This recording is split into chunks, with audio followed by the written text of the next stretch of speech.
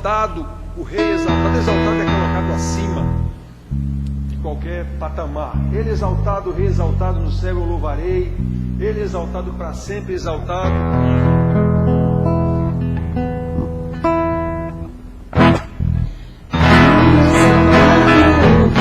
Exaltado nos céus, eu louvarei.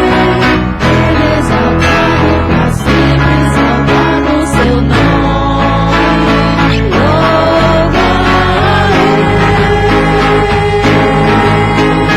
Ele é o Senhor, sua verdade vai sempre reinar.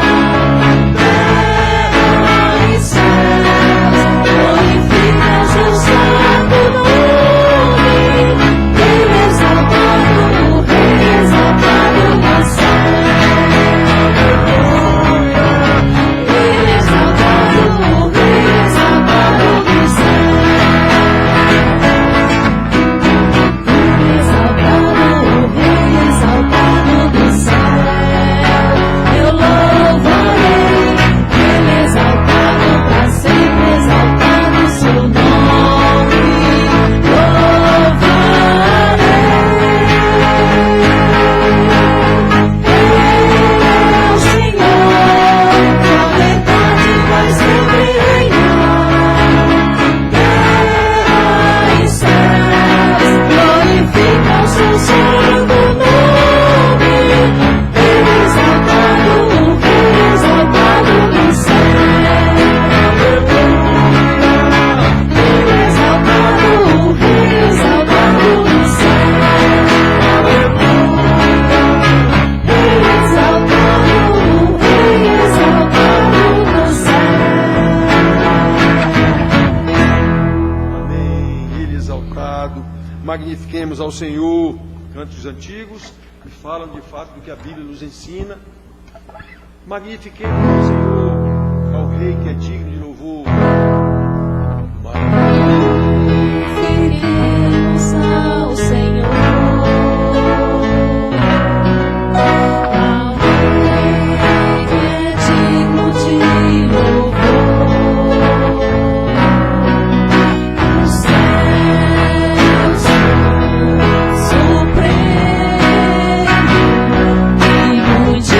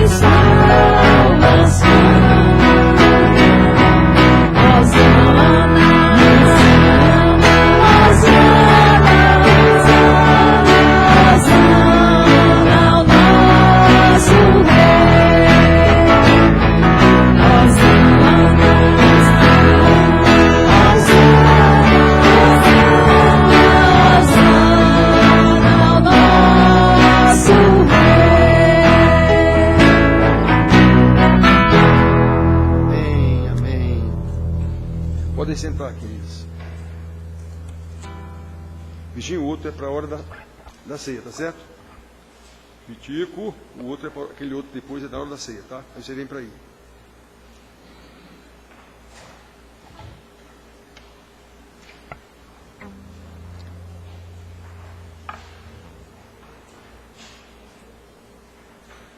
Vocês lembram, irmãos, quando Jesus entrou em Jerusalém, o povo queria fazê-lo rei ali, um rei como eles conheceram outrora, eles não, seus pais conheceram outrora, rei Davi, rei Salomão, rei qualquer, nunca entenderam, aquele povo todo ali, pouquíssimos entenderam que tipo de reinado, e que tipo de reino era que Jesus trazia quando disse, o reino de Deus é chegado, mas pouquíssimos mesmo.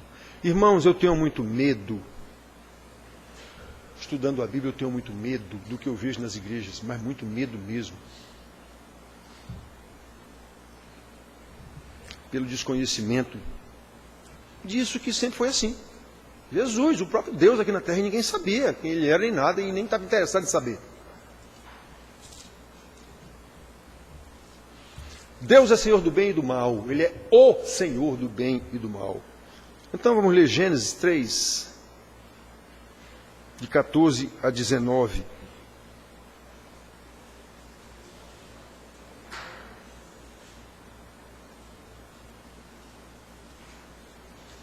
Depois do pecado de Adão e Eva, especificamente de Adão,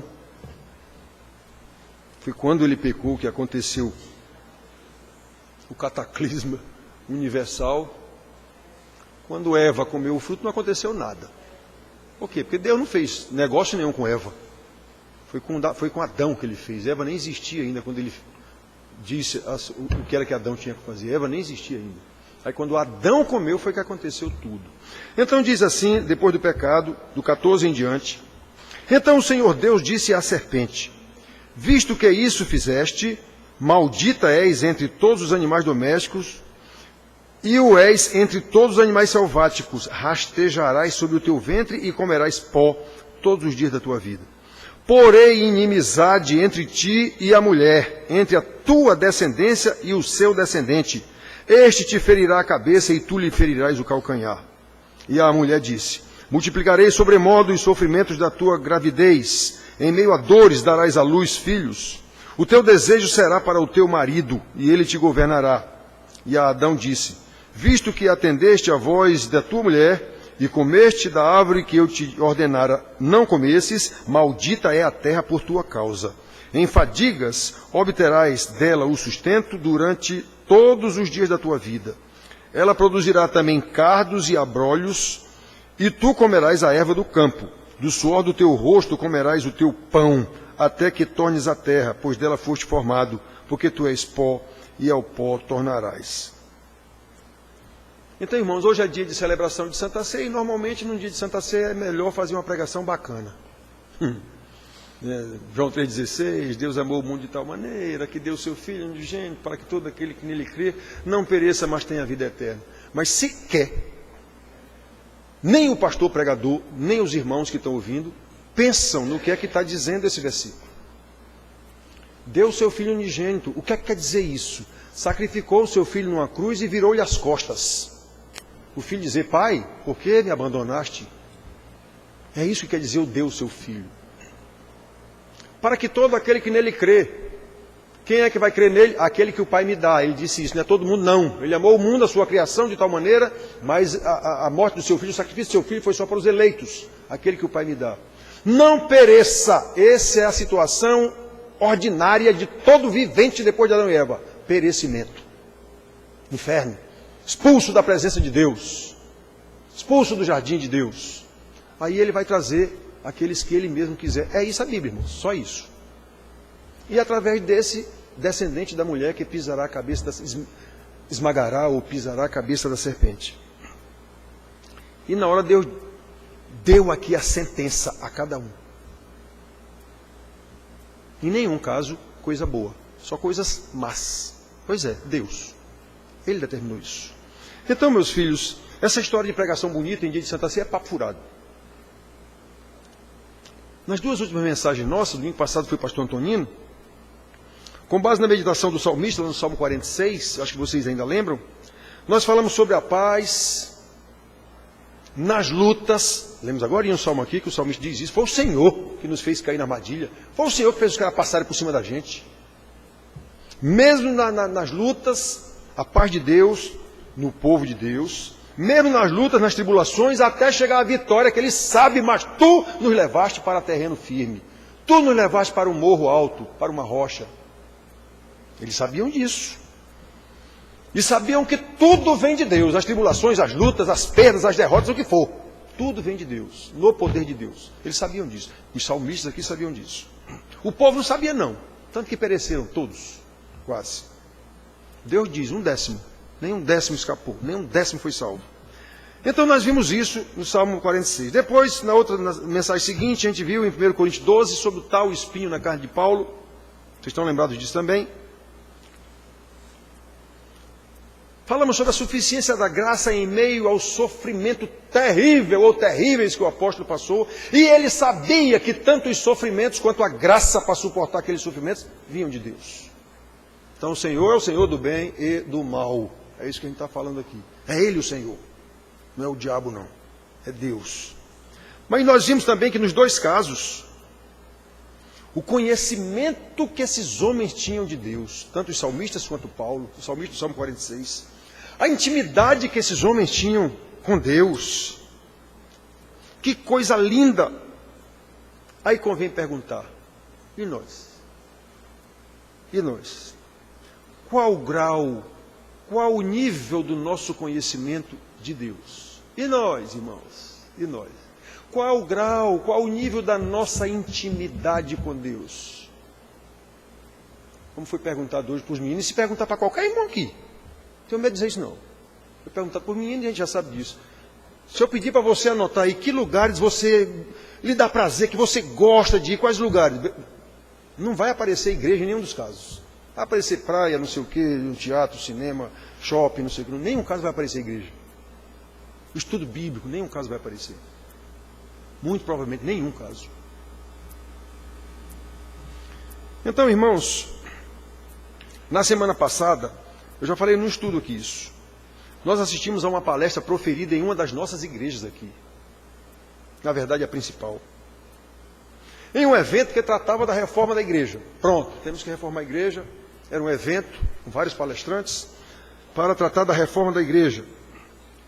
Aí o palestrante que eu assisti, até porque é amigo nosso, muito conhecido daqui da nossa igreja, logo no início, ele deixou claro que reforma pressupõe que houve deforma.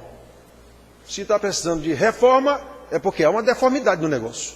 Senão não precisaria de reforma. Achei interessante como ele começou a palestra dele, o palestrante. Ele até usou esse ar-condicionado aqui atrás, essa parede aqui atrás está toda manchada. Então eu suponho que o que aconteceu aqui foi a água do ar-condicionado que escorreu pela parede e manchou essa parede. Ela está precisando de reforma. Achei bacana, rapaz, a colocação do palestrante. Ele diz, precisa de reforma. E uma coisa que nós precisamos saber. Se está precisando de reforma, que material é que eu vou usar para essa reforma? Que tipo de profissional é que eu vou usar para essa reforma? Ele de novo diz, pelo que eu estou vendo aqui eu não vou precisar de tijolo, de cimento, de nada. Vou precisar de uma espátula, de massa para lixar, depois de uma espátula de cabra bom. logo no início, ele falando. Né? Depois nós precisamos saber quem vai fazer o serviço. Quem é habilitado. Quem é habilitado para fazer o serviço. Nós precisamos de alguém que saiba fazer o serviço. Né? Precisamos ser capacitados. No caso lá, já que ele estava tratando de reforma da igreja, precisamos estar capacitados para essa reforma, se for o caso. E no caso da igreja, esforçando-nos sobremodo, não apenas para restaurar, mas principalmente para preservar a forma da igreja, conforme o próprio Senhor disse como era para a gente fazer. Então, aqui na minha igreja, jamais haverá aqui um ativismo, na verdade, desse, de reforma de igreja. Que reforma o quê? Eu não ensino você daqui a 17 anos. Se está errado, não é por falta de o ensino está sendo dado. O papel de um pastor é ensinar, é só esse. Aí não ensina, ele visita, ele dá apoio, aí ele faz o que for preciso, mas o principal papel de um pastor é ensinar. Lembra de Jesus, quando na tal grande comissão, no final? Ensinando a guardar tudo que eu vos tenho ordenado. Nem mais nem menos. Nem inventem novidade, nem subtraiam o que está escrito aqui. Pedro, pastoreia as minhas ovelhas. Pedro era pastor de alguma ovelha? Não, ele era pastor de gente. Então o que é pastoreio? Ensina, conduz, apacenta meu rebanho.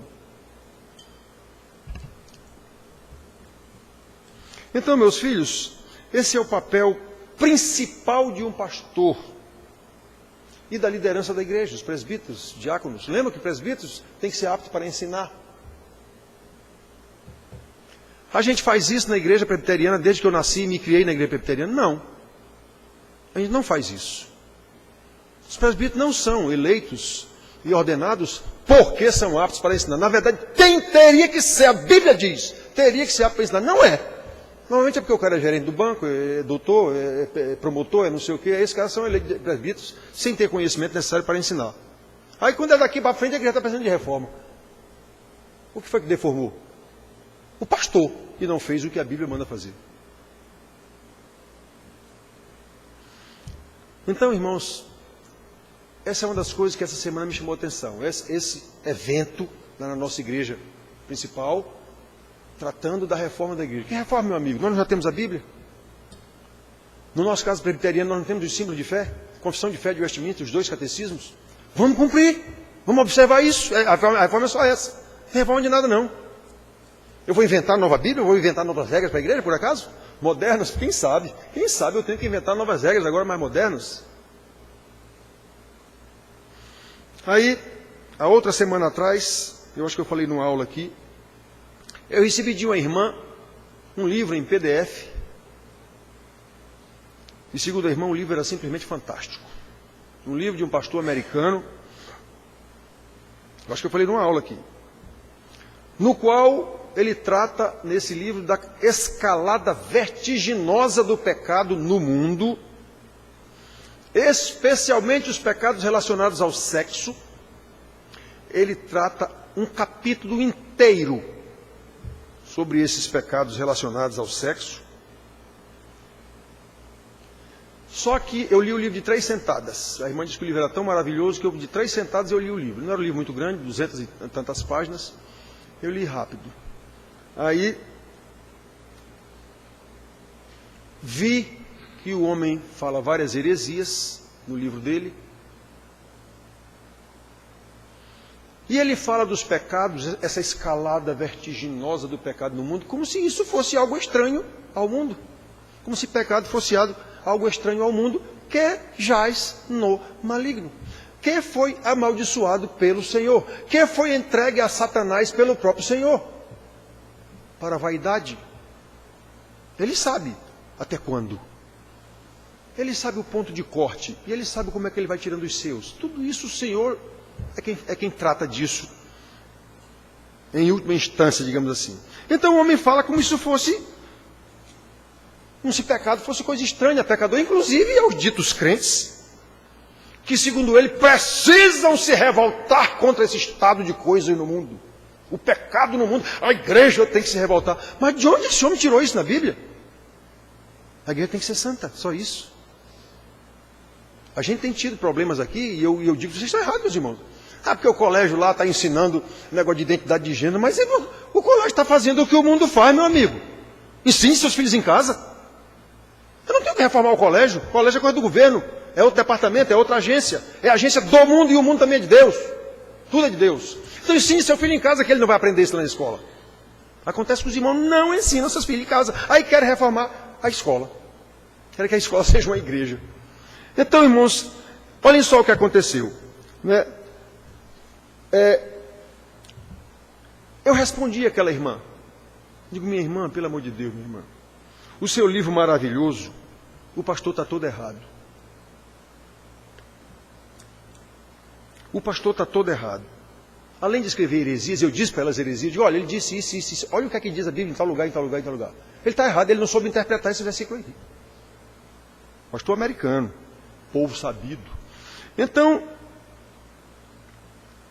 eu disse, tanto ele como outros que pensam como ele, não conseguem perceber que uma igreja totalmente deformada, tanto que precisa de reforma, que nem o pastor está fazendo lá na igreja dele, algum tipo de ativismo para a reforma da igreja.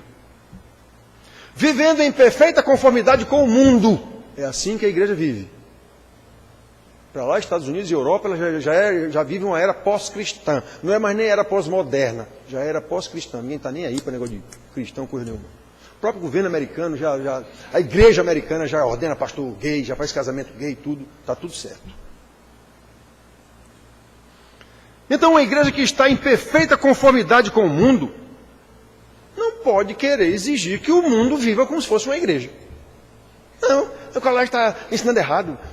O deputado fez uma lei lá no céu. Peraí, meu amigo, você já vivencia isso tudo dentro da igreja, como é que você não quer que o cara faça lá? Quer que o cara seja uma igreja lá, e você aqui vivendo que nem o mundo. Eu mandei dizer isso para a irmã. Irmã, presta atenção, irmã. Presta atenção. Aí a irmã me sugeriu que eu escrevesse um livro. Por que você não escreve um livro, pastor? Chamando a atenção para esses erros que o senhor me mostrou agora aí, falando no áudio com ela. Por que o senhor não escreve um livro? Aí eu nem respondi mais. Porque, obviamente, isso é um despropósito. Pela graça de Deus, pela providência de Deus, esse livro já existe. Para quem não sabe, esse livro chama-se Bíblia Sagrada. Bíblia Sagrada. E os salvos haverão de seguir os seus ensinamentos. Os salvos, que são pouquíssimos, haverão de seguir os seus ensinamentos, sem a necessidade de nenhum acréscimo literário, muito menos produzido por mim.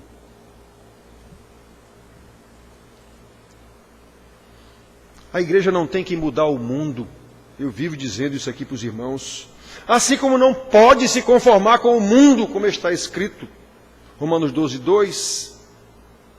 E não vos conformeis com este século é com este mundo. Não vos conformei com este mundo, mas transformai-vos pela renovação da vossa mente. Atenção, meus filhos. Paulo está escrevendo aqui para uma igreja mista de gentios e judeus, os romanos. Transformai pela renovação da vossa mente. O que quer dizer isso? O conhecimento que vocês tinham de mundo, a cultura normal, vocês vão ter que trocar isso pelo conhecimento de Deus. A renovação da vossa mente é pelo estudo da palavra de Deus. Vocês vão ter que mudar esse conhecimento de vocês. E como é que se muda isso? Pelo estudo da palavra de Deus. Vocês ensinam os seus filhos? Não. Como é que eles vão saber? Ouvir na igreja de domingo?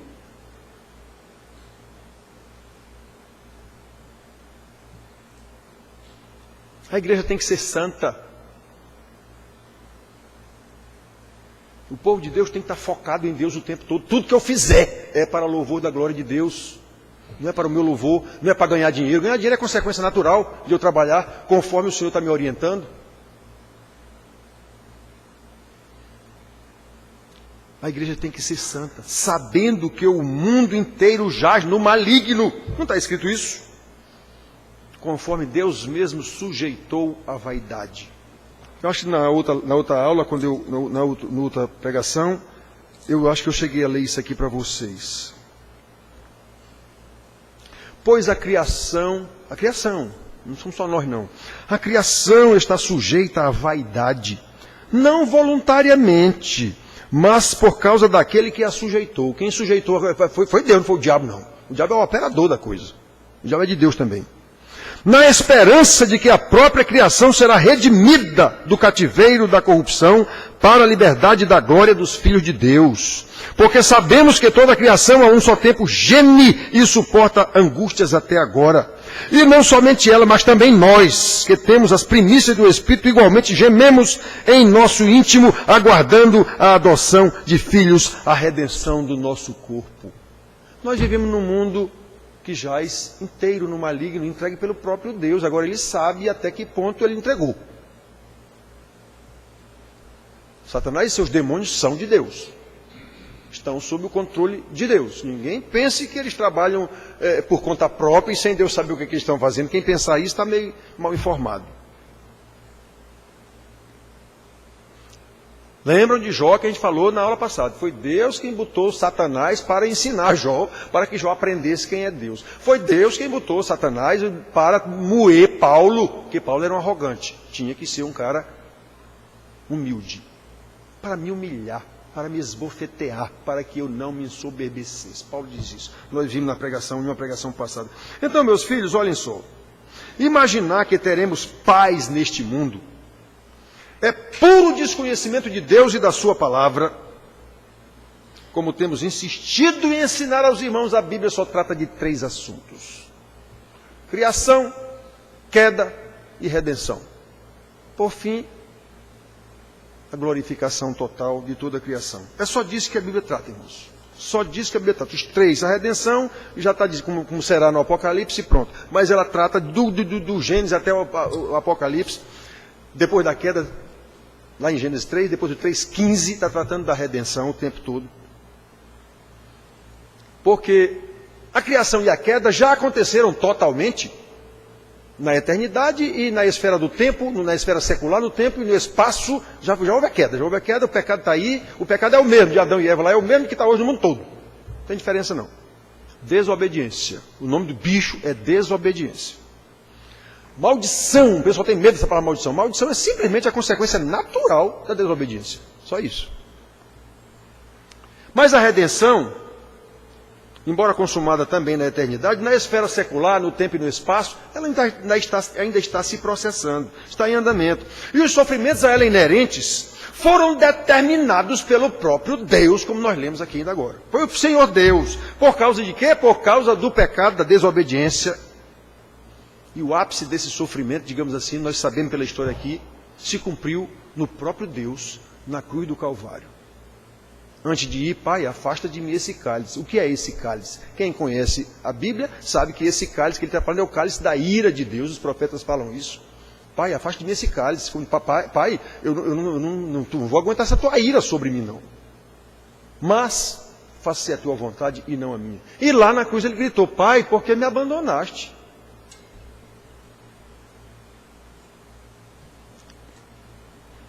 Então, irmãos, como nós lemos aqui nos versículos, isso aconteceu segundo o desígnio eterno de Deus. E nós vimos que Deus, começamos lendo que Deus amaldiçoou a serpente, em primeiro lugar. Deus amaldiçoou, nessa maldição da serpente, colocou inimizade entre a serpente e a mulher, entre a descendência da serpente. Atenção, descendência da serpente. Caim já era um. Descendência da serpente e o descendente da mulher, Jesus.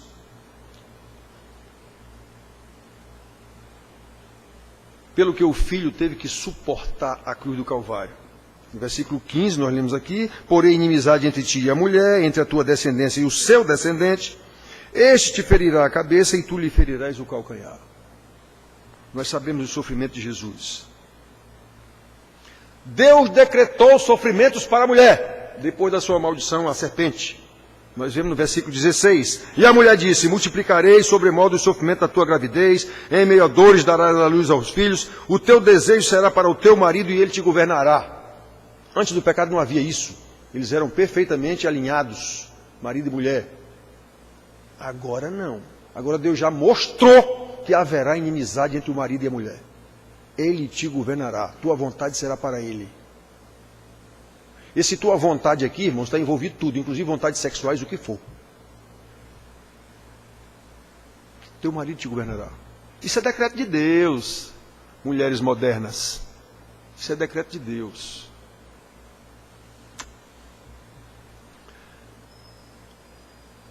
Para o homem, ele também diz qual era a maldição que viria sobre esse homem.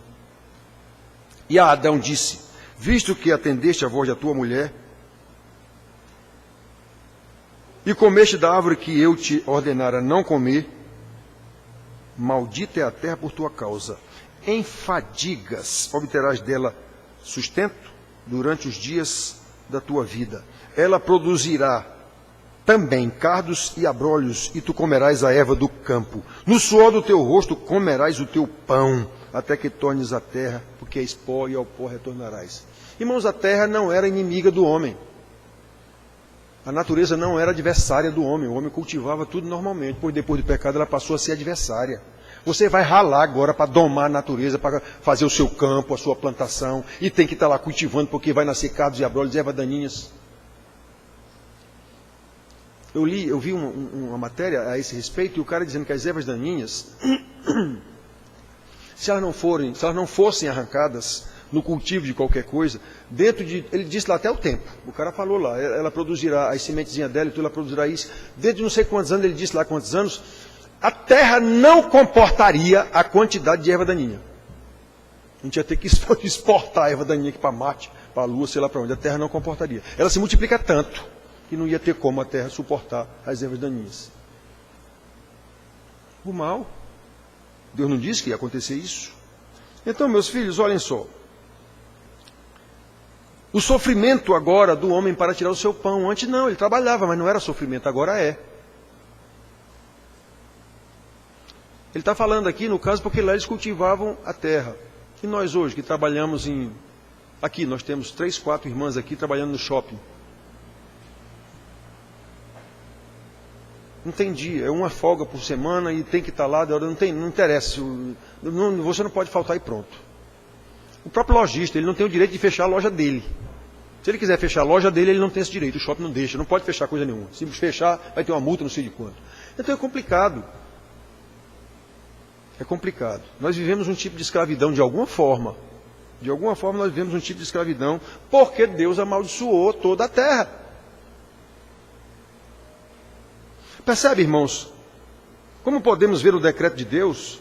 Diante da realidade do pecado, não pode haver paz neste mundo.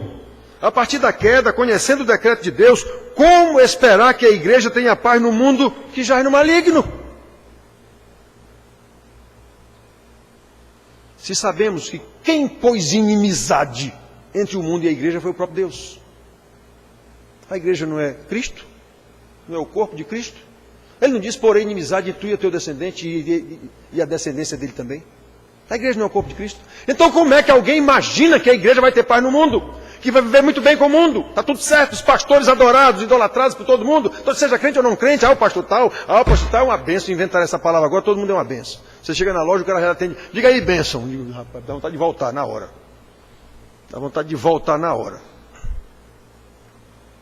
Os bêbados, rapaz, lá da praia, que eu sento lá perto dos bêbados, todo dia, depois que eu corro, eu fico lá na praia, passando suor, tiro a blusa, passando suor e fico e lá olhando os pombos, às vezes eu até dou comida para eles, e os bêbados lá do lado esquerdo. Aí de vez em quando venho lá. Quando ele vem na minha direção, eu digo, lá vem Margarete. Benção. Eles estão tudo doutrinados lá, benção. Arranja aí, em nome de Jesus, um dinheirinho. Tem uns que são verdadeiros, eu não vou mentir não, eu quero é para comprar uma, para tomar uma. Pois é, eu não tenho nenhuma, nem duas, eu venho aqui só caminhar e pegar um só aqui, eu não trago dinheiro não para dar. Eu não minto não, digo, eu não trago dinheiro para dar. Então pronto, eu até tenho algum dinheiro para comprar alguma, mas não é para dar, então eu não estou mentindo não. Eu não tenho dinheiro para dar, meu irmão, eu venho aqui só caminhar na praia, sentar aqui, pegar um sol. Eles já me conhecem, mas eles vão, arrisca, de vez em quando um arrisca e vai lá. Tudo em nome de Jesus. É tudo crente lá. Tem um que já se apresentou a mim como missionário. Digo, muito bem. Então, meus filhos, olhem só. Não pode haver, meus irmãos. Se sabemos que quem pôs inimizade entre o mundo e a igreja foi Deus, a igreja é Cristo, é o corpo de Cristo. Ele é Senhor do bem e do mal. Foi Ele que botou essa inimizade entre o bem e o mal, e Ele é Senhor. E o mal é dele também. É meio complicado a gente explicar isso, mas o mal é dele também. Não tem nada na criação que não seja dele. Então, meus filhos, eu sempre chamo a atenção dos irmãos para textos que Jesus fala claramente sobre isso aos seus apóstolos. Ciente de que, como João começa logo o seu evangelho, o mundo foi feito por intermédio dele, mas o mundo não o conheceu. João 1,10. Então, por causa disso, assim diz o Senhor. O Espírito da verdade que o mundo não conhece, então repare que há um atrito eterno aí até Deus resolver isso entre o mundo e a igreja. Que o mundo não conhece, o Espírito da verdade o mundo não conhece. O mundo não pode receber esse Espírito da verdade, porque não o vê nem o conhece. Vós o conheceis. Vós quem, cara pálida? Os discípulos de Jesus. Aqui ele estava falando isso. Vós o conheceis, porque ele habita convosco e estará em vós. Aí vocês sabem que quando eu estou dando aula aqui, eu digo, algum irmão que eu conheço, um problema, esse Espírito está em você, meu irmão?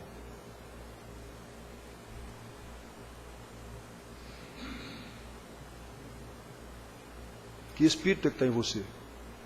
O da Bíblia não é.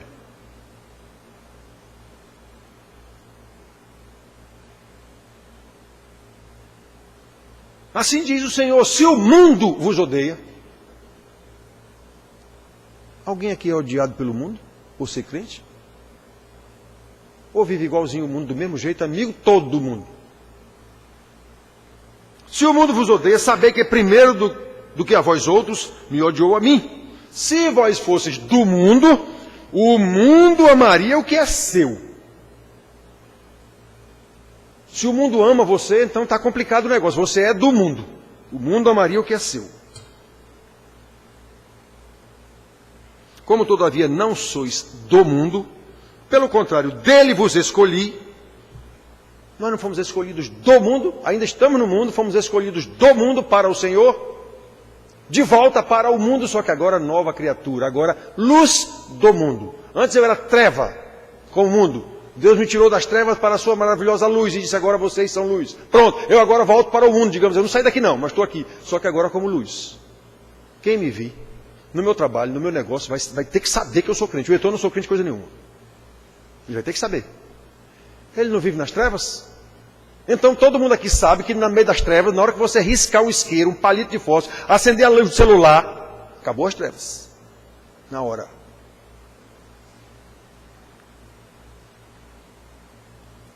Não sois do mundo, pelo contrário, do mundo vos escolhi.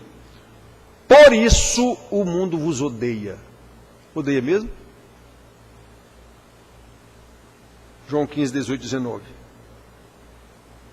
Em verdade vos digo que chorareis e vos lamentareis, e o mundo se alegrará. Quando vocês estiverem passando por desgraceira, por causa do meu nome, o mundo vai se alegrar. Ah, perseguição da igreja, o governo vai perseguir. Deixa perseguir. Deixa perseguir. Eu tenho lá medo disso coisa nenhuma. Vai fechar a igreja? Feche. Qual é o problema?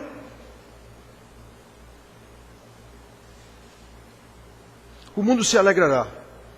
Vós ficareis tristes, mas a vossa tristeza se converterá em alegria. Eita, que maravilha. Vocês vão ficar tristes, vão ser perseguidos pelo mundo, sim, o mundo vai se alegrar quando vocês estiverem chorando, sim, mas a vossa tristeza vai se transformar em alegria. Isso não é palavra de Deus? É. Há alguma possibilidade disso não se cumprir? Não. Nós sabemos disso? Sim. Mas a gente acredita nisso? Não também. No mundo passais por aflições, mas tem de bom ânimo, eu venci o mundo. João 16, 33. Então essa é uma palavra de consolo, especialmente nessa parte, eu venci o mundo. Espera aí, mas antes, passais por aflições. Olha o que ele disse antes, o mundo vai tripudiar sobre vocês. E vai se alegrar quando vocês estiverem tristes. Mas a vossa tristeza se transformará em alegria. Lembra do salmista? O choro pode durar até uma noite, mas pela manhã vem a alegria. Nós não sabemos dessas coisas.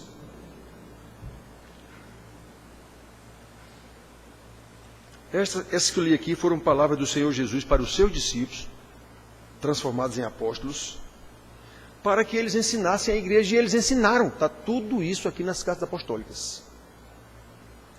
Eles ensinaram. Então a igreja não precisa de reforma de droga nenhuma, precisa de pastor que ensine o que a Bíblia manda. Não precisa de Lutero, coisa nenhuma de novo, não, para criar Calvino, não sei quem. Não precisa disso, não. Precisa de pastores fiéis que ensinem a palavra de Deus a um povo. Quem for crente vai aprender. Em uma igreja. 2.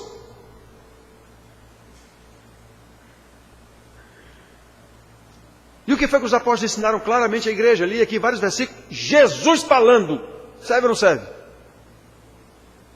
Não, não serve. Está na Bíblia, eu sei dessa história, mas não altere nada na minha vida isso. O que os apóstolos ensinaram às igrejas claramente?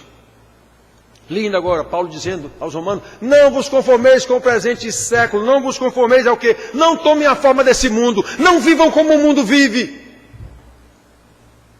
mas transformai-vos pela renovação da vossa mente. Como é que a gente vai transformar a renovação da nossa mente? Trocando. Eu tenho que tirar do meu HD, ainda sou desse tempo de HD, não sei se ainda é. Tenho que tirar do meu HD aquilo que eu tinha do mundo. Mas não, o que é que os irmãos continuam colocando na mente? As coisas do mundo, no computador, dia e noite, de madrugada, no smartphone o dia inteiro, colocando coisa do mundo, do mundo, do mundo, do mundo, do mundo, do mundo, do mundo, do mundo. Da igreja, da Bíblia, nada. Nem ensina aos filhos. Como é que você vai transformar sua mente desse jeito? Se você continua nutrindo a sua mente o tempo todo com porcaria do mundo, inclusive prostituição, tudo isso eu sei.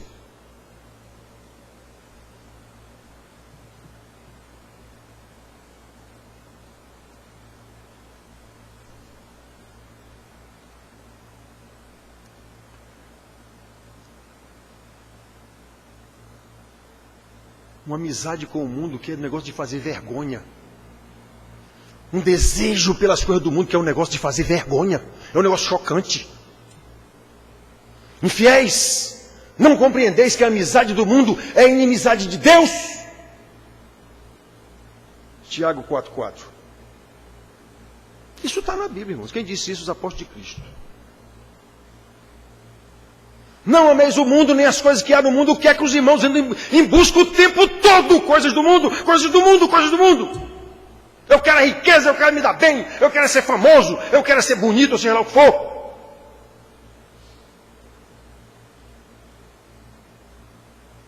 Se alguém amar o mundo, o amor do Pai não está nele. Quando eu digo que você não é crente,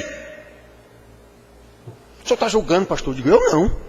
Quem está julgando é a Bíblia. Eu não sei o seu comportamento. A Bíblia não diz que pelo seu comportamento você não tem Deus. Então pronto, você não tem Deus.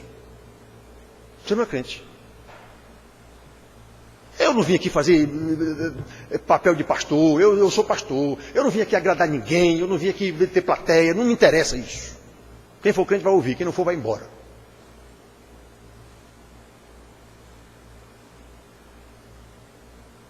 Se alguém amar o mundo, o amor do Pai não está nele. Porque tudo que há no mundo, a concupiscência da carne, a concupiscência dos olhos, a soberba da vida.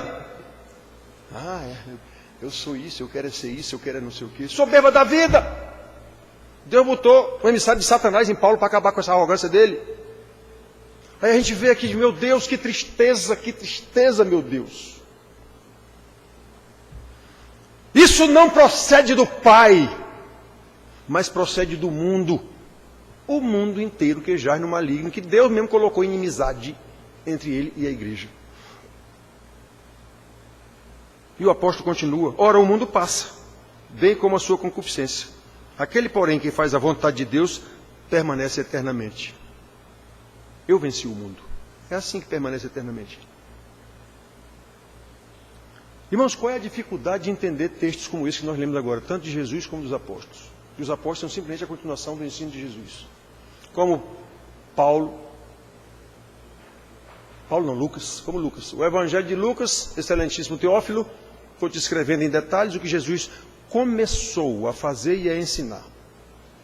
O livro de Atos é a continuação do Evangelho de Lucas. Aí, para o mesmo excelentíssimo Teófilo, eu vou te escrever agora em detalhes também o que os apóstolos de Jesus continuaram a fazer e a ensinar. Pois é. Qual é a dificuldade de entender o que Jesus disse e o que os apóstolos repetiram? Para a gente saber o quanto precisa lutar contra as ciladas do mundo, as fantasias do mundo, que a gente quer porque quer se agarrar nas fantasias. Que loucura! Você não sabe que fantasia. Acabou. Como ele diz aqui, o mundo passa, bem como a sua concupiscência. Como é que um pastor ensina? Pastor nosso, presbiteriano, eu vi na televisão, no canal da igreja, no site oficial da igreja. Como é que um pastor ensina que Deus, irmãos, odeia o pecado, mas ama o pecador? Como é que pode um negócio desse? Como é que Deus odeia o pecado e ama o pecador? Se o pecado é materializado nas ações do pecador. Não existe pecado sem um pecador.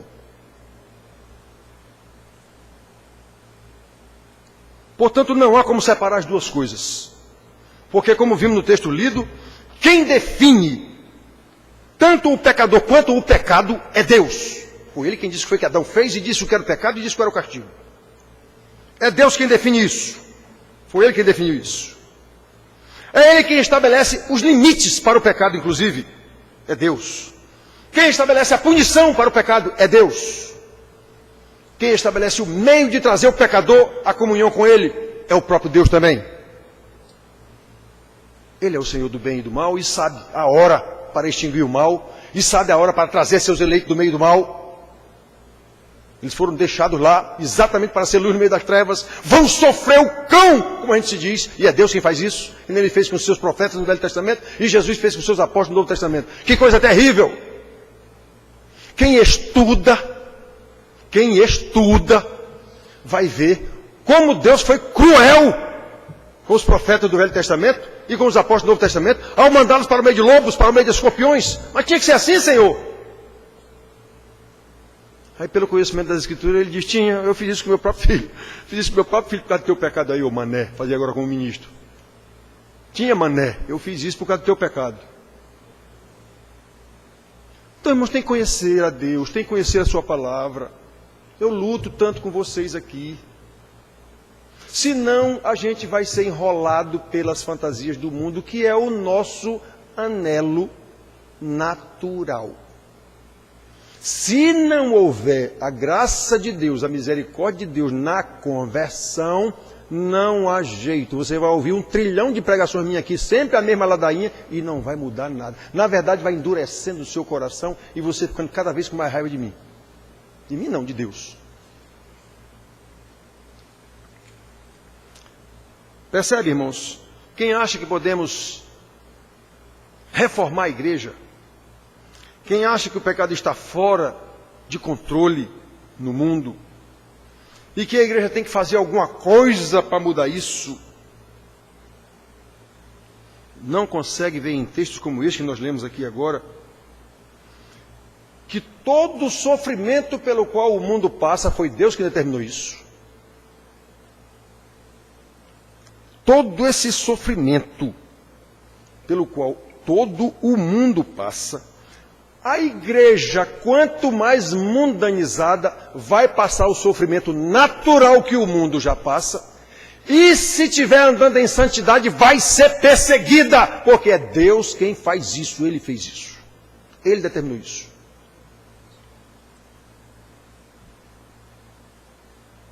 A igreja sofrerá de qualquer forma. Ou sofrerá juntamente com o mundo pelo seu pecado, ou sofrerá pela sua santidade com a perseguição. Jesus não disse, odiaram a mim, então vão odiar vocês. Jesus não disse isso. Por que isso não serve? Não está na Bíblia. Sofrimento que é simplesmente o fruto da justiça de Deus. Eu já lhe disse, se você criar um filho dizendo sim a ele, o tempo todo, você vai criar um vagabundo irresponsável. E é isso que ele vai ser. E você vai colher isso o resto da sua vida. Ele vai casar, vai lhe dar problema no casamento. Ele vai ter filho, vai lhe dar problema com os netos. Quem não conhece essa história? Eu sou um velho e conheço essa história. Quantas eu conheço? Quantas?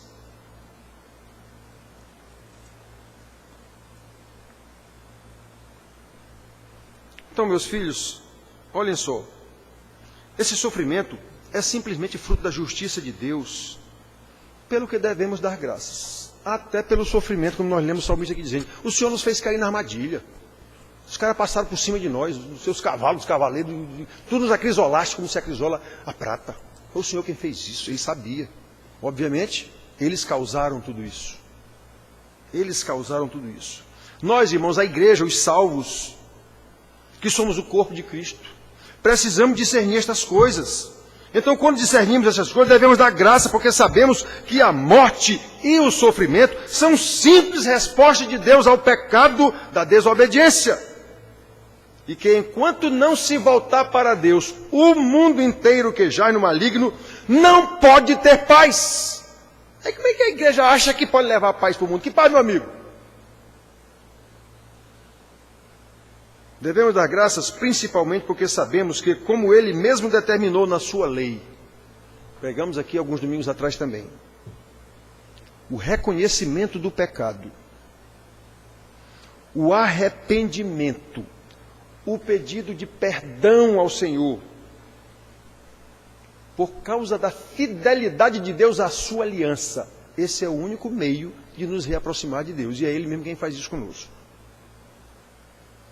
Como vimos aqui no Salmo 51, restitui a alegria da minha salvação. O salmista reconheceu o seu pecado, pediu perdão. Senhor, eu não aguento mais de tristeza de ter te traído. Me restitui a alegria da salvação, a comunhão com Deus. Isso inunda o nosso coração quando sabemos que fomos perdoados. Vai haver consequência do meu pecado? Claro que vai. E eu sei que isso é até purgante, digamos assim, ou purgatório da Igreja Católica. Deus está me tratando, Ele está tratando comigo. Eu dei causa a tudo isso. Ele está tratando comigo. Ele está me purificando. Tu nos acrisolaste como se acrisola a prata. Isso inunda o nosso coração. Como vimos na mensagem passada do salmista Davi. Esta é a única reforma de que a igreja precisa. Voltar-se para Deus, o Senhor da criação, do bem e do mal, o Senhor que sabe quem são os seus eleitos e haverá de tratá-los neste mundo ainda aqui. Mundo que Ele colocou em inimizade com a sua igreja. Como é que a igreja quer porque quer viver em amizade com o mundo? Como é que os irmãos querem porque querem viver em amizade com o mundo, de bem com o mundo, tudo certo, está tudo bem, maravilhoso, maravilhoso. Portanto, irmãos queridos, sabemos que haveremos de enfrentar aflições o tempo todo, tribulações o tempo todo, porque seremos rejeitados pelo mundo. Isso aí o Senhor Jesus falou. Serve ou não serve? O Senhor Jesus falou.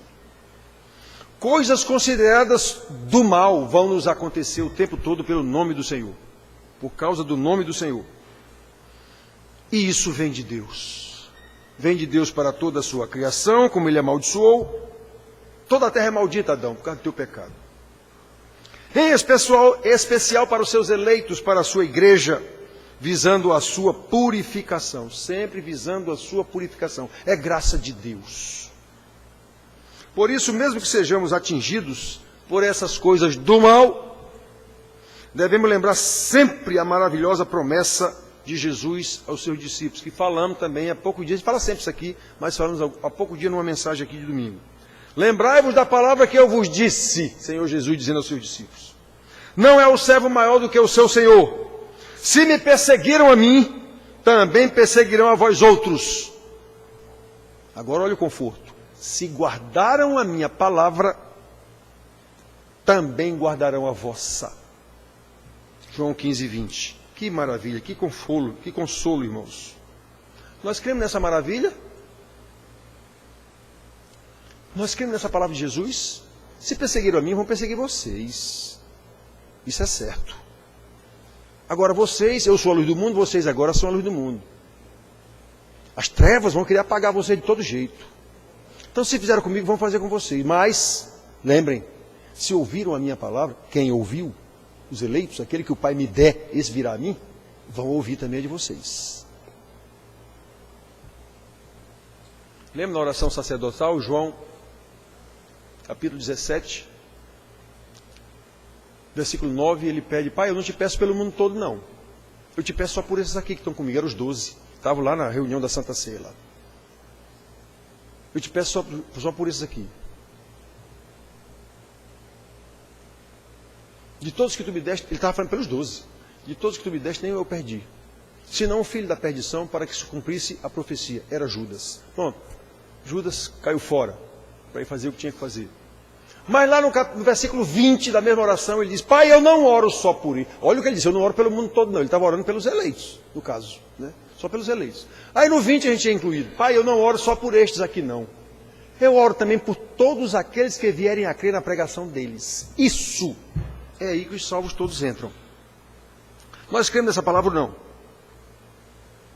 Então, irmãos, como igreja, mesmo neste mundo mau, precisamos viver e proclamar a maravilha do bem que vence o mal, mesmo o mal prevalecendo aqui no mundo, o bem vence o mal. E esse bem é a palavra de Deus, e a palavra de Deus é Jesus, o nosso Salvador.